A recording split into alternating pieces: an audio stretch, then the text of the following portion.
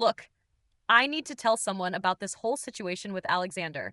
And I swear, if one more person tries to act like I should have seen this coming, I might actually lose it. Anyway, make sure to hit that like button if you enjoy hearing about real relationship drama, and don't forget to subscribe if you're new here. So, Alexander and I met when we were teenagers through mutual friends, and I'm not going to lie, the guy was absolutely smitten with me from day one. I could see it in how he'd light up whenever I walked into a room, how he'd hang on every word I said, and how he'd drop everything if I needed something. Was it flattering? Obviously. Was I attracted to him? Not even close. Alexander was this nerdy, slightly awkward guy with terrible fashion sense and zero confidence around women. He had this annoying habit of trying too hard to impress me with random facts and inside jokes that weren't even funny. Meanwhile, I was getting attention from guys like Dominic, tall, athletic, confident guys who actually made my heart race. But here's the thing about Alexander that I figured out pretty quickly. He was useful. When Dominic would flake on plans or treat me like crap, Alexander was always there with a shoulder to cry on and endless validation. He'd listen to me vent for hours about how Dominic wasn't texting me back, and he'd tell me I deserved better, while secretly hoping I'd finally see him as boyfriend material. I knew exactly what he was doing, but I let it happen because it felt good to have someone worship me like that. Alexander would bring me coffee during finals, help me with homework, and even lend me money when I was broke.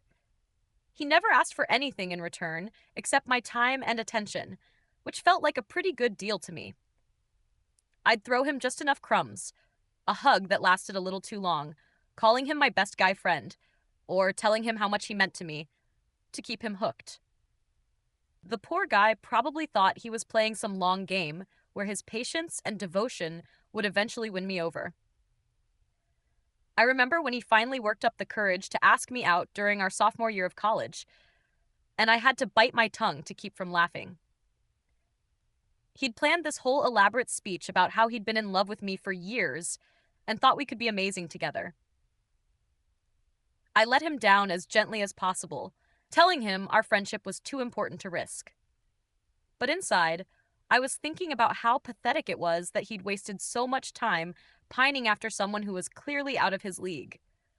After that rejection, I expected him to finally get the hint and move on. But Alexander just doubled down on being the perfect friend. He'd still drop everything to help me, still listen to all my relationship drama, and still look at me like I hung the moon. It was kind of sad, but also incredibly convenient. I had Dominic for excitement and passion and Alexander for emotional support and reliability. Why would I give up that perfect setup? I never explicitly told Alexander to wait for me or gave him false hope about us having a future together. I just didn't discourage his feelings either. If he wanted to waste his 20s being my emotional support system while I dated other people, that was his choice. I figured eventually he'd meet someone else and move on, and we could just be normal friends. But years kept passing, and Alexander kept being there, always available, always supportive, always secretly hoping. The pattern became pretty predictable. Over the years, I'd date some exciting guy who'd inevitably disappoint me, and Alexander would be right there to pick up the pieces. He became my constant, the one person I could count on no matter what. When Dominic and I would fight, I'd call Alexander at 2 in the morning, crying, and he'd talk me through it for hours. When I needed help moving apartments, Alexander would show up with a truck and his friends. When I was broke between jobs, Alexander would loan me money that we both knew I'd never pay back. Between us, I started to see Alexander as this safety net that would always be there. He was like emotional insurance. Not exciting or desirable, but reliable and always available when I needed him. The guy would literally rearrange his entire schedule if I needed something, and I got comfortable with that level of devotion. It made me feel special and important in a way that my actual relationships never did. When Dominic told me he wasn't comfortable with my friendship with Alexander, I didn't even hesitate to cut contact. Alexander's feelings weren't my responsibility, and if keeping my boyfriend happy meant putting some distance between us, that seemed like an easy choice. I moved across the country with Dominic, and Alexander just disappeared from my life. No drama, No guilt trips, just acceptance, which honestly proved to me that he wasn't as devastated as I thought he'd be. For 8 years, I barely thought about Alexander except for the occasional holiday text or birthday message on social media. I was living my life, dating different guys, focusing on my career, and Alexander was just this distant memory from my past. When things with Dominic finally imploded, and they did spectacularly, I found myself back home and suddenly curious about what had happened to my old friend. Reconnecting with Alexander felt like putting on a comfortable old sweater. We fell back into our old dynamic immediately, like no time had passed at all. He was still eager to listen to my problems, still supportive and understanding, still clearly harboring feelings for me that he tried to hide behind friendship. The difference was that now I was older, more jaded, and honestly pretty exhausted from years of dating men who couldn't give me what I needed. Alexander had changed, though. He'd gotten more confident, more successful, better at hiding his obvious attraction to me. He'd learned to play it cooler, but I could still see it in his eyes. That same adoration and hope that had been there 20 years ago. It was almost endearing how consistent he was. While every other man in my life had let me down or moved on, Alexander was still there, still interested, still willing to be whatever I needed him to be. The truth is, I started to see him differently during those long phone conversations and text exchanges. Not because I was suddenly attracted to him. Let's be real, Alexander was still the same basic guy he'd always been. But because I was tired. Tired of games, tired of disappointment, tired of starting over with new people who didn't really know me. Alexander knew everything about me, accepted everything about me, and had proven his loyalty over decades. I began hinting that maybe we should explore something more than friendship, testing the waters to see how he'd respond. Part of me expected him to jump at the chance. After all, isn't this what he'd wanted for 20 years? But Alexander seemed hesitant, almost cautious, which honestly irritated me. Here I was finally considering giving him what he'd always claimed to want. And he was acting like he needed to think about it. Look, I know how this sounds. I know it seems like I was only interested in Alexander when my other options had dried up, but that's not entirely fair.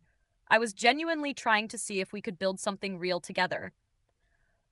The problem was that Alexander had apparently spent those 8 years growing a backbone and developing standards.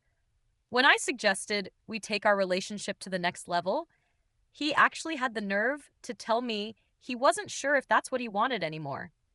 The rejection stung more than I expected. After years of having Alexander as my constant admirer, having him suddenly act like I wasn't good enough felt like a slap in the face. I found myself getting more aggressive in my pursuit, reminding him of our history together, pointing out how well we knew each other, emphasizing all the ways we were compatible. I even opened up about my health issues and how they'd changed my perspective on what I wanted in life. But Alexander remained frustratingly unmoved. He'd listened to everything I said with that same patient attention he'd always given me, but then he'd deflect or change the subject. It was like he'd built this wall between us that I couldn't break through, and it was driving me crazy. This was supposed to be easy. I was finally ready to give him what he'd always wanted, and he was acting like it was some kind of burden. The more he pulled away, the more desperate I became. I started showing up at places I knew he'd be, engineering coincidental meetings, and being more obvious about my interest. I told him flat out that I thought we'd be perfect together, that I'd finally realized what I'd been missing all these years. But Alexander just kept giving me these polite, non-committal responses that made me want to scream. The final blow came when Alexander actually sat me down and explained that he wasn't interested in pursuing a romantic relationship with me. He was kind about it, but firm. He said too much time had passed, that we wanted different things, that he didn't think we were compatible in the ways that mattered. He even had the audacity to suggest that maybe I was only interested in him now because my other options had become limited. I wanted to argue with him, to explain that he was wrong, that I genuinely cared about him and saw potential in our relationship. But the way he looked at me with pity rather than love made it clear that ship had sailed. Alexander had moved on from his feelings for me, and there was nothing I could say or do to bring them back. The safety net I'd counted on for decades was gone, and I was falling with nowhere to land. The months that followed were brutal. Alexander maintained polite contact, but kept clear boundaries that hadn't existed before. He was pleasant, but distant, friendly, but unavailable. I tried to accept his decision gracefully, but inside I was seething. How dare he reject me after years of making me feel like I was the center of his universe? How dare he act like I wasn't good enough when he'd spent decades proving that I was everything he wanted? I found myself obsessing over what had changed, what I'd done wrong, what I could have done differently. I replayed every conversation we'd had since reconnecting, looking for clues about when he'd stopped seeing me as relationship material. The worst part was that I couldn't even be angry with him publicly. After all, I was the one who'd friend-zoned him for 20 years. Everyone would just see his rejection as justified karma. But here's what really gets me. Alexander didn't just reject me. He completely rewrote our entire history. Suddenly, he was acting like our friendship had been this equal platonic thing. Instead of acknowledging that he'd spent years trying to win me over, he conveniently forgot all the times he'd hinted at wanting more, all the ways he'd gone above and beyond what a normal friend would do, all the obvious signs that he was in love with me. A year later, I heard through mutual friends that Alexander was seeing someone new, not just dating casually, but in a serious relationship with someone he'd met through work. I managed to get a look at her social media, and she was fine. Pretty enough. Seemed nice. Nothing special. Certainly nothing I couldn't compete with if Alexander had given me a real chance. The thing that really bothers me is how easily Alexander moved on. After claiming to have feelings for me for decades, he just stopped. Like I meant nothing. Like all those years of friendship and emotional intimacy were just practice for the real thing with someone else. I gave him the best years of my life as a friend, supported him through everything, and this is how he repays me. I know people probably think I got what I deserved, that this is some kind of cosmic justice for keeping Alexander in the friend zone for so long, but they don't understand how complicated the situation really was. I never asked him to wait for me. I never promised him anything. I was just being a good friend to someone who needed me. And when I finally opened myself up to the possibility of something more, he threw it back in my face. Now, I'm completely alone, and Alexander is living his happy little life with someone who doesn't know him like I do, who wasn't there for him during his awkward years, who didn't help shape him into the man he became. She gets to benefit from all the emotional work I put into our relationship without having to earn it. Meanwhile, I'm starting over at 36 with health issues that limit my options and no safety net to fall back on. The worst part is that I can't even hate Alexander properly because part of me knows he's right. I did only consider him seriously when my other options dried up. I did take his devotion for granted for years. I did assume he'd always be there waiting for me, no matter how long it took me to come around. But knowing that doesn't make the rejection hurt any less or make my current situation any easier to bear. 2 years have passed since Alexander's final rejection, and I'm still dealing with the aftermath. My health issues have gotten worse, severely limiting my dating prospects and my ability to have the family I always thought I'd eventually want.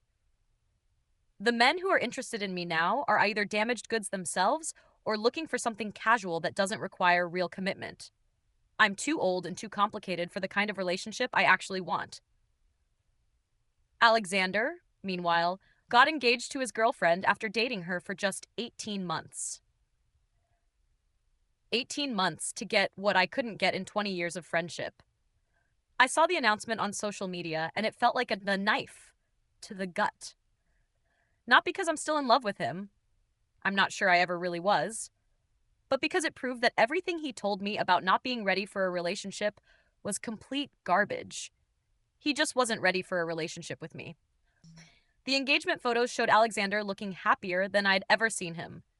Confident, successful, genuinely content in a way that made me realize he'd never looked at me like that, even during our closest moments. I'd always assumed his feelings for me were the deepest thing he'd ever experienced, But apparently, I was just a stepping stone to something better. I tried to be happy for him. I really did. I sent a congratulatory message that he responded to politely but briefly. No invitation to the wedding, no attempt to maintain even a superficial friendship. After 2 decades of being supposedly important to each other, I'd been completely erased from his life. It was like I'd never mattered at all. The reality hit me then that I'd completely misunderstood our entire relationship. I thought Alexander's devotion to me was this deep, unchangeable thing that would always be there when I needed it. I thought I was special to him in a way that couldn't be replicated with anyone else. But I was wrong. I was just practice. I was the training wheels he needed before he learned to ride the real bike. Now I'm alone with my health problems and my regrets, watching from the sidelines as Alexander builds the life I could have had if I'd been smarter, if I'd recognized what was right in front of me, if I'd been brave enough to take a chance on something real instead of always chasing the excitement that inevitably faded. The safety net I'd counted on for so long had been quietly removed, and I was too busy looking elsewhere to notice until it was too late to matter. I can't even blame Alexander for moving on. I had my chance, multiple chances actually, and I chose to keep him as my backup plan instead of my priority. But understanding why he left doesn't make being left behind any easier. I'm starting over at an age when most people are settling down, with complications that make me less desirable than I used to be, and no guarantee that I'll ever find someone who will love me the way Alexander used to. The one person who truly knew me and accepted everything about me is gone. If this confession kept you hooked, make sure to subscribe, like, and share. We share powerful true stories every day that explore the complex realities of life.